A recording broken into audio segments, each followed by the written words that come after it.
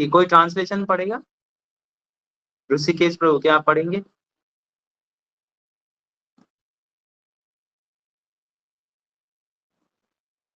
हाँ ओके, प्रिया प्रिया माता जी पढ़ सकते हैं। Translation. If, however, you think that the soul or the symptoms of life will always be born and die forever, you still have no reason to lament, O mighty armed. Ji Prabhuji. Purport. There is always a class of philosophers, almost akin to the Buddhists, who do not believe in the separate existence. में दो group के बारे में, लोकायतिकास और वैभाषिकास। तो हम जानते हैं कि बुद्धिस्ट का मेन फिलोसॉफी क्या है? अहिंसा करो धर्मो, कि किसी भी जीव जंतु को हानि नहीं पहुंचाना है। पर वैष्णवास का ये परम धर्म नहीं। वैष्णवास का क्या है? भगवान की सेवा करना, करेक्ट। तो इसमें बताते हैं कृष्णा बोल रहे हैं अर्जुना को कि if however you think that the soul or the symptoms of life, soul is the symptom of life, correct? Like हम कहते हैं ना कि कॉन्शियसनेस कब होता है? जब शरीर में, जब आत्मा रहता है, correct. will always be born and die forever, you still have no reason to lament, oh mighty arm। तो इसमें फिर से वही बात बता रहे हैं कृष्णा अर्जुना को कि शोक मत करो अर्जुना, कि ये शरीर तो हमेशा कभी कभी रहेगा नहीं। ये शरीर एक दिन तो एक दिन ये शरीर मिट ही जाएगा, करेक्ट। तो फिर वैसे अर्जुना अर्जुना को आत्मा के बारे में पता था। ये सेकेंड पैराग्राफ में बोलते हैं, यहाँ पे प्रभुपाद लिखते हैं, even if Arjuna did not believe in existence of soul as in the Vaibhashika philosophy, there would still have been no cause for lamentation. तो यहाँ पे बताते हैं, लेकिन Arjuna, so in any case, whether Arjuna accepted the Vedic conclusion there is an atomic soul or he did not believe in the existence of soul, he had no reason to lament। यहाँ पे कहीं बताया गया था कि अर्जुना वैसे उनको पहले से पता था कि आत्मा होता है। वो सिर्फ यही नहीं मानते थे कि ये शरीर सिर्फ केमिकल्स का बना हुआ है। जैसे कि आजकल के साइंटिस्ट बोलते हैं ना, ये सिर्फ केमिकल्स से बना हुआ है शरीर। एक डॉक्टर है जिन्होंने रिसर्च किया इस पे, डॉक्टर इयान स्टीवेंसन। तो उन्होंने रिसर्च किया और कहा कि ये शरीर में कौन कौन से केमिकल्स है। बहुत सारे केमिकल्स है, जैसे कि कैल्शियम, फास्फोरस, मैग्नीशियम, ये सारे केमिकल से मिलके बनाए। बहुत सारे साइंटिस्ट बोलते हैं। उसमें बताया गया था डीवाइस डिस्कवर इनर सेल्फ, उसमें बताया गया था कि बिल्कुल केवल 108 रुपए का है ये सारा केमिकल्स को अगर हम मिलाएं। लेकिन ऐसा नहीं है। जैसे कि एग्जाम्पल में बताते हैं, अगर कहीं हमारा प्रिय दोस्त मित्र का एक्सीडेंट हो गया कार से और हम वो जगह पे पहुंचते हैं, तो हम कार को पहले गैरेज में लेके नहीं जाते हैं, पहले हम अपने मित्र को अस्पताल में लेके जाते हैं। ऐसा क्यों? क्योंकि हम कार फिर से खरीद सकते हैं, लेकिन एक बार अगर आत्मा निकल जाए शरीर से तो फिर हम वापस नहीं ला सकते। ठीक है, नेक्स्ट श्लोक 27। आप लोग पीछे पीछे बोल सकते हैं। जातस्य हि ध्रुवो मृत्युर ध्रुवं जन्म मृतस्य च तस्मात् अपरिहार्यर्थे न त्वं शोचितुम् अर्हसि। आप आखिरी लाइन में फिर से देख सकते हैं, शोचितुम् अर्हसि, फिर से बोल रहे हैं, अर्जुना शोक मत करो। तो इसमें क्या कह रहे हैं अर्जुना? जो जन्म लिया है वो फिर से मरेगा। जातस्य ही ध्रुवो मृत्यु, फिर जो मरेगा वो फिर से जन्म लेगा। ध्रुवम जन्म मृतस्य च। तो ट्रांसलेशन में जाएंगे, yeah, one who has taken his birth is sure to die, and after birth one is sure to take birth again. After death one is sure to take birth again. Therefore in the unavoidable discharge of your duty you should not lament। तो तो फिर से अर्जुना बोल रहे हैं कि ये philosophy बता रहे हैं आत्मा के बारे में कि शोक मत करो अर्जुना, क्योंकि जो जन्म लिया वो फिर से मरेगा, और जो मरेगा वो फिर से जन्म लेगा। तो अर्जुना क्यों छोड़ना चाहते हैं ये युद्ध? क्योंकि उनके सामने द्रोणाचार्य और भीष्म थे, करेक्ट? और वो उनको मारना नहीं चाहते थे। तो मरना तो निश्चित था वो दोनों का, ठीक है? देखते हैं प्रभुपाद पर्पट में क्या बोलते हैं। One has to take birth according to one's activities of life. तो भागवतम में ये श्लोक आता है कि कर्म दैव नेत्रेना। जिस तरह से अकॉर्डिंग टू एक्टिविटीज, हर एक व्यक्ति को अलग अलग तरह के शरीर मिलते हैं। कोई कोई बहुत लंबा रहता है, कोई बहुत छोटा रहता है, कोई सुंदर होता है, कोई इतना सुंदर नहीं होता। तो अलग अलग कर्मों के हिसाब से शरीर मिलता है। कुछ लोग जन्म से ही बीमार रहते हैं, किसी के आंख नहीं होते, ठीक है, कोई पोलियो होके जन्म लेता है। तो अलग अलग शरीर मिलता है हमारे एक्टिविटीज के कारण। And after finishing one term of activities one has to die to take birth for the next. In this way one is going through one cycle of birth and death after another without liberation. This cycle of birth and death does not, however, support unnecessary murder, slaughter, and war. But at the same time, violence and war are inevitable factors in human society for keeping law and order. So Prabhupada ये चीज यहाँ पे clear कर रहे हैं कि ये तो सही है कि आत्मा कभी जन्म नहीं लेता और मरता नहीं है। इस तो ये सोच के हम किसी को मारना शुरू नहीं कर देंगे, ठीक है? कि तो बताते हैं कि एक एग्जाम्पल प्रभुपाद पर्पट में बताते हैं कि कोई किसी व्यक्ति को मारता है अगर, तो उसको गवर्नमेंट सजाए मौत देते हैं, करेक्ट? ताकि उसको अलग जन्म में उसका फल ना मिले, करेक्ट? नहीं तो उनको अलग जन्म में बहुत सारा सफरिंग मिलेगा फिर से। तो the battle of Kurukshetra being the will of the supreme was an inevitable event, and to fight for the right cause is the duty of the Kshatriya. Why should he be afraid of or aggrieved at the death of his relative, since he was discharging his proper duty? He did not deserve to break the law, thereby becoming subjected to the reactions of sinful act of which he was so afraid. By avoiding the discharge of his proper duty, he would not be able to stop the death of his relatives. ये line काफी important है कि अगर वो अपना अपना काम ना करे, छोड़ दे और जंगल में चले जाए, फिर भी he would not be able to stop the death of his relative. मरना तो निश्चित है सबका, and would be degraded due to his selection of his wrong path of action. लेकिन अगर वो अपना काम ढंग से अपना ड्यूटी ना करे, तो उसका फल अर्जुना को भी जरूर मिलेगा। तो तो भगवान बताते चतुर्वर्ण्यम मया सृष्टम। तो भगवान ने ये चार बनाए, विभाग किया अकॉर्डिंग टू एक्टिविटीज, करेक्ट? ब्राह्मण, क्षत्रिय, वैश्य और शूद्रा, ये चार बनाए। वर्णा और आश्रम बोलते हैं ना हम, तो ये चार वर्ण है, करेक्ट? ब्राह्मण, क्षत्रिय, वैश्य, शूद्र। और चारों के अलग अलग काम है। जैसे कि ब्राह्मणा का क्या है, सोसाइटी के ऊपर सेवा, वो आत्मज्ञान देना। क्षत्रिय का क्या है, लोगों को बचाना गलत गलत लोगों से, करेक्ट? वैश्य का क्या है धर्म, गो ऋषि, करेक्ट? गायों को प्रोटेक्ट देना और एग्रीकल्चर को देखना। और शूद्र का क्या है, ये तीनों लोगों को मदद करना, करेक्ट? तो हम ये अपना बॉडी से समझ सकते हैं कि ब्राह्मणा जो सर है, और क्षत्रिय जो हाथ है, वैश्य जो हमारा पेट है, और शूद्र है पैर। तो ये सबका, ये पूरा शरीर को एक साथ सोसाइटी में काम करना चाहिए, नहीं तो सोसाइटी ढंग से नहीं चलेगा। हम देख सकते हैं हर एक सोसाइटी में ये चारों चीज का जरूरत है। नेक्स्ट जाएंगे 28। ये दो श्लोक का रिवीजन था, वैसे हो चुका था, कल बता रहे थे, ठीक है? कोई मेरे साथ पीछे पीछे बोलेगा, बोलना चाहेगा? प्रभात प्रभु या फिर ऋषिकेश प्रभु, युवराज प्रभु, हैंड्स अप कर सकते हैं।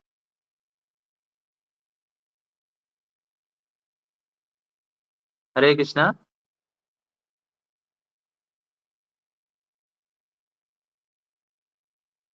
ओके, वासुदेव कृष्ण प्रभु, ठीक है। अव्यक्तादीनि भूतानि अव्यक्तादीनि भूतानि व्यक्तमध्यानि भारत व्यक्तमध्यानि भारत अव्यक्तानिधनानि एव अव्यक्तानिधनान्येव तत्र का परिदेवना। तत्र का परिदेवना। ठीक है, इसमें क्या बोल रहे हैं? हाँ, इस ग्रेट चित्त बिहारी प्रभु बहुत अच्छे से बता रहे हैं। यहाँ पे संस्कृत में सारे लिविंग एंटिटीज को भूत बोलते हैं, भूत, भूतानी, यहाँ पे देख सकते हैं। तो अव्यक्ता मीन्स अनमेनिफेस्ट, जो कि अभी मैनिफेस्ट नहीं हुआ, और व्यक्ता मीन्स मैनिफेस्ट होना। जैसे कि सेंड ले सकते हैं, सेंड अनमेनिफेस्टेड फॉर्म में, जब सेंड का मदद से, मिट्टी का मदद से हम घर बनाते हैं तो वो मैनिफेस्टेड फॉर्म में घर आ जाते हैं, करेक्ट। तो यहाँ पे क्या बोल रहे हैं, ट्रांसलेशन जाएंगे। All created beings are unmanifest in the beginning, manifest in their interim state, and unmanifest again when annihilated. So what need is there for lamentation? तो यहाँ पे बता रहे हैं कि सारे जो जीव थे वो जब क्रिएशन नहीं हुआ तो सब विष्णु के शरीर में रहते हैं, करेक्ट। लेकिन ऐसा नहीं है कि वो मिल जाते हैं शरीर में, वो अलग है, अलग है। जैसे कि एक हम ग्रीन ट्री में देख सकते हैं, हरा हरा वृक्ष में, कि अगर दो तोता बैठा हुआ है, दोनों हरा कलर का, तो ऐसा नहीं है कि दोनों तोता मिल गए हैं वृक्ष से, दोनों तोता अलग है वृक्ष से। वैसे ही बता रहे हैं कि शुरुआत में सारे जीव, सारे नहीं, कुछ जीव अनमेनिफेस्ट फॉर्म में, जब फिर ब्रह्मा आते हैं, फिर सेकेंडरी क्रिएशन करते हैं, तो वो फिर आते हैं, ठीक है, और फिर अनमेनिफेस्ट हो जाते हैं जब ब्रह्मा का मृत्यु होता है। वैसे ब्रह्मा के समय में भी बहुत बार एनाइलेट होता है, लेकिन पूरा नहीं, ब्रह्मा लोक तक नहीं होता। तो एक सीनियर प्रभु बहुत अच्छे से बता रहे थे, जब सेकेंडरी क्रिएशन हुआ था शुरुआत में, ब्रह्मा के शरीर से अलग अलग सारे देव आते हैं, जैसे कि लॉर्ड शिवा आते हैं मस्तिष्क से, फिर नारद मुनि आते हैं, अत्रि मुनि आते हैं, फोर कुमारास आते हैं, ये सारे मुनीस आते हैं, और सारे मुनीस ब्रह्मा को मदद नहीं कर रहे थे प्रकृति का क्रिएशन करने में। तो ब्रह्मा सोचते हैं ऐसा क्यों है, सारे सारे सारे उनके बेटे तपस्या सिर्फ कर रहे हैं, उनको कोई मदद नहीं कर रहा क्रिएशन में। तो ब्रह्मा ने फिर महिला को बनाया, तो देखा फिर कुछ मुनि क्रिएशन में लग गए, तो ब्रह्मा को पता चला आ, हम ब्रह्मा क्रिएशन कैसे कर सकते हैं। तो उन्होंने, मुझे याद नहीं आ रहा पहला महिला का नाम, तो ऐसे होके क्रिएशन स्टार्ट हुआ। परपट में क्या लिखते हैं Prabhupada? Accepting that there are two classes of philosophers, one believing in the existence of the soul and the other not believing in the existence of the soul, there is no cause for lamentation in either case. So यहाँ पे प्रभुपाद बोल रहे हैं दो तरह के लोग बताए गए हैं, जो आत्मा पे विश्वास करते हैं और दूसरा जो आत्मा पे विश्वास नहीं करते हैं। Non-believers in the existence of the soul are called atheists by followers of Vedic wisdom. Yet even if for argument's sake we accept this atheistic theory, there is still no cause for lamentation. Apart from the separate existence of the soul, the material elements remain unmanifest before creation.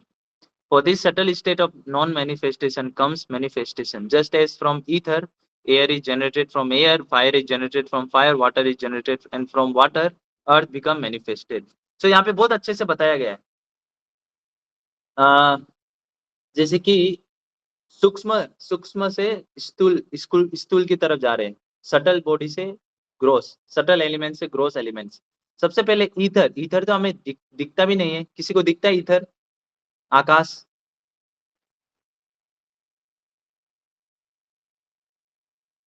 हम जो देखते हैं वो sky है, ठीक है।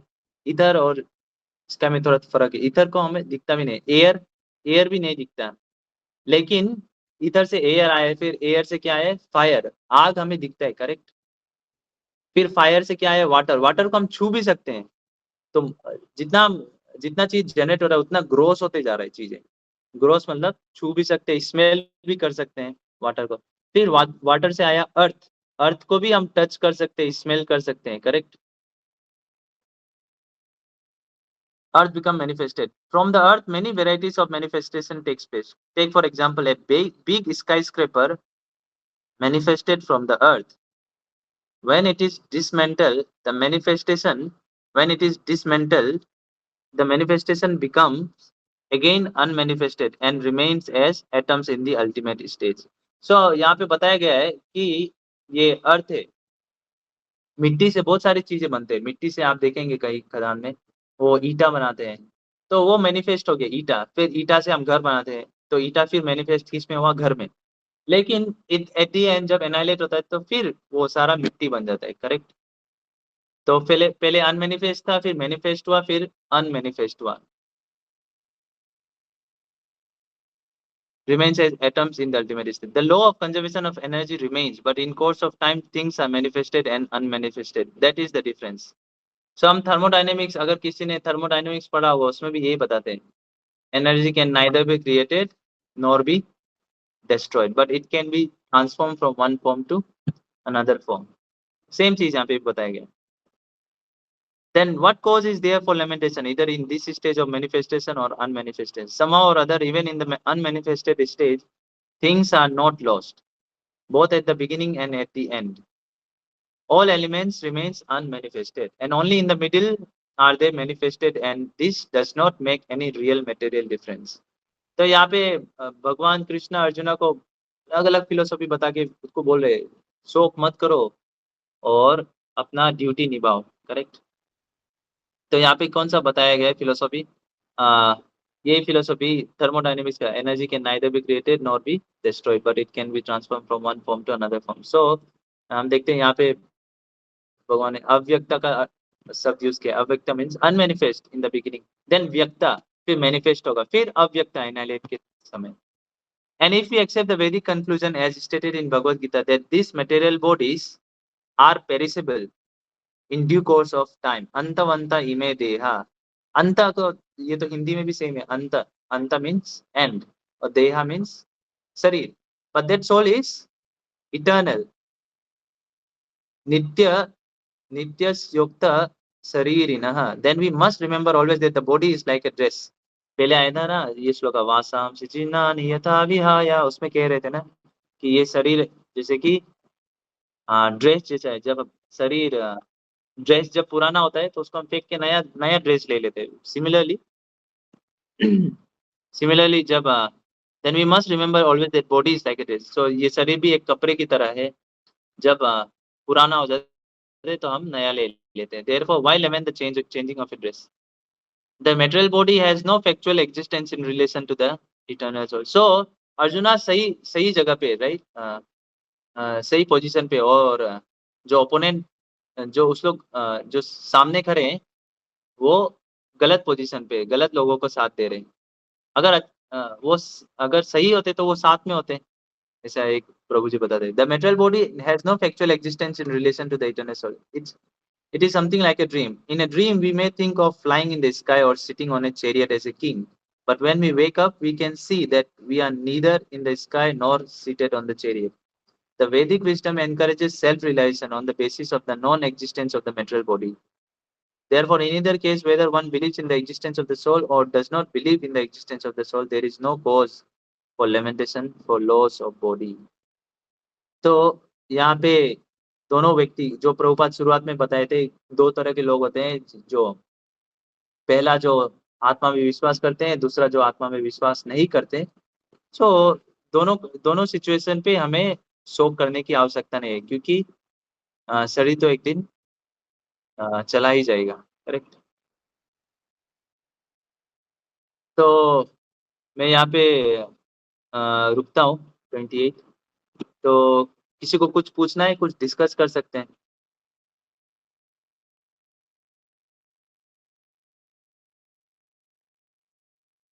हाँ, इसके लिए चित्त बिहारी प्रभु ने ग्रुप में शेयर किया है वैसे लिंक।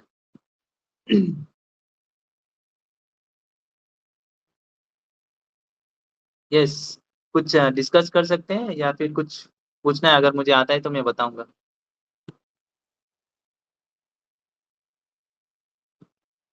प्रभु जी, आपने जैसे बोला कि ब्रह्मा जी से नारद मुनि और सब मुनि लोग आए, मतलब शिव आंत्र जी मुनि, मस्तिष्क और से। तुम्हारा लॉर्ड शिवा। तो मैं नहीं सर बोला, एक्चुअली सॉरी, भागवतम पे आता है। हाँ प्रभु जी, भागवतम में तो नारद मुनि तो एक ही होता है ना, तो वो कौन से ब्रह्मा जी से, मतलब बहुत सारे यूनिवर्स है, बहुत सारे ब्रह्मा जी है, तो उस हिसाब से। हाँ, ये सवाल एक प्रभु जी ने पूछा था। तो मैंने सुना है एक ही है नारद मुनि, ठीक है? और नारद नारद मुनि के अलग-अलग लाइफ के बारे में बताया गया है। पहले नारद मुनि एक गंधर्व थे और एक दिन वो कुछ अलग संगीत गा रहे थे, तो कुछ ऋषि मुनि ने उनको उनको कर्ज दे दिया और इसके कारण वो धरती पे आ गए। अ धरती पे एक शूद्रानी का पुत्र बने और फिर एक दिन ऐसा आया कि उनको अ, भागवत लोगों का सेवा करने का मौका मिला। अ, तो वो सेवा करने के बाद उनको आशीर्वाद मिला और फिर कुछ समय बाद उनकी माँ का देहांत हो गया। फिर वो तपस्या करने लगे और एक दिन उनको भगवान दिखा, परमात्मा दिखे और फिर लेकिन फिर से गायब हो गए। तो उन्होंने और कठोर तपस्या की, भक्ति की और फिर अगले जन्म में इसी शरीर से नारद मुनि का शरीर मिला उनको। ये फर्स्ट कैंटो पे आता है। फर्स्ट कैंटो में नारद मुनि व्यासदेव को बताते हैं, वो 4th चैप्टर में। तो नारद ओके मुनि प्रभु एक जी, ही है। Thank you. माता जी। जी प्रभु जी। हाँ, आपका सवाल ये था ना, बहुत सारे ब्रह्मा है लेकिन नारद मुनि तो एक ही है। करेक्ट। जी। हाँ। मेरा ये सवाल था कि अगर आपने जैसे बोला मस्तिष्क, मतलब उनके हेड से अगर आते हैं सब मुनि, तो फिर कौन से ब्रह्मा जी होंगे? तो एक स्पेशल यूनिवर्स होगा जिनके ब्रह्मा जी से नारद मुनि आते होंगे। अ, जो हमारे हमारे यूनिवर्स में जो भागवतम दिया गया है, उसपे तो ऐसा लिखा लिखा होता है कि विष्णु के शरीर से ब्रह्मा आते हैं, इसलिए उसको स्वयंभू भी बोलते हैं। फिर ब्रह्मा ब्रह्मा के शरीर से 4 कुमारास आते हैं, ये सब लॉर्ड शिवा। तो मुझे पूछना होगा कि अलग यूनिवर्स में कैसे आते हैं ये सब अलग जीव, ठीक है? उधर मुझे पता नहीं, उधर ब्रह्मा भी कैसे आते हैं? ब्रह्मा हमारे यूनिवर्स में तो ब्रह्मा इधर से आते हैं, नाभि से, राइट? भगवान विष्णु की नाभि से। यस प्रभु जी। तो ये पूछना होगा, ये अच्छा सवाल है। एक बार मैं पूछता हूँ, ठीक है? हरे कृष्णा। कोई और कुछ श्योर। पूछना चाहेगा या फिर हरे बताना कृष्ण। चाहेगा? हरे कृष्णा।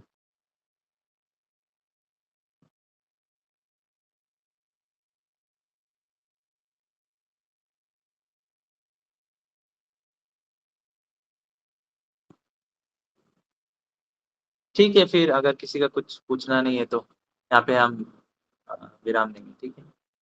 आप सबका धन्यवाद आज जुड़ने के लिए क्लास, ठीक है? हरे कृष्णा। वाञ्छाकल्पतरुभ्यश्च कृपा सिन्धुभ्येव च पतितानां पावनेभ्यो वैष्णवेभ्यो नमो नमः। हरे कृष्ण।